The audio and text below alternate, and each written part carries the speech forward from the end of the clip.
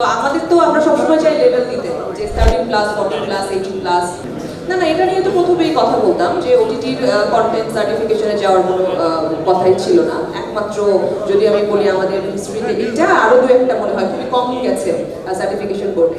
তো আমাদের তো আমরা সবসময় চাই লেভেল দিতে যে 13 plus 14 plus 18 plus that's it.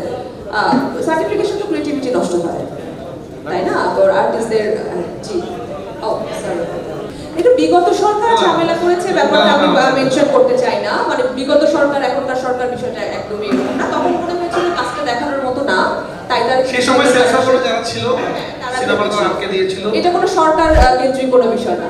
এখন যারা আছে এখানে তো ডিরেক্টর ব্যাপার আছে, তারা মনে করেছেন এটা দেখার মতো। থ্যাংক ইউ সো মাচ, সবাই দেখবেন।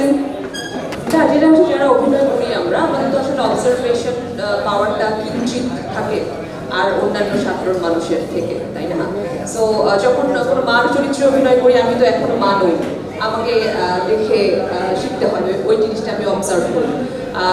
ঠিক একইভাবে যখন সাংবাদিক চরিত্রটা আমার কাছে এসেছে, বললাম আমি অবজার্ভ করেছি, অবজার্ভ করে সেটা আমি অন স্ক্রিনে পোর্ট্রে করার চেষ্টা করেছি, আর আমার ডিরেক্টর আমাকে হেল্প করেছে, আর সবাই তো হেল্প করবেই। আর স্ক্রিপ্টটা তো কন্টেন্টটা তো স্ট্রং ছিল যে খুব বেশি এফোর্ট দিতে হয়নি, অটোমেটিক্যালি সব কিছু ভালো হয়ে গেছে।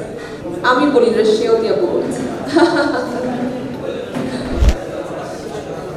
না আমি রাফির সাথে এই একদম জাস্ট এক মাস আগে একটা শুটিং শেষ করি।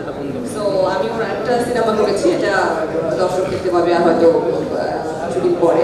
সো হ্যাঁ, রাফি আরো মোর ম্যাচিওর, আরো অনেক বেশি ক্রিয়েটিভ, আরো অনেক বেশি পাওয়ারফুল, এবং আরো স্ট্রেংথ অনেক বেড়েছে আমার ফিল্ম মেকিং।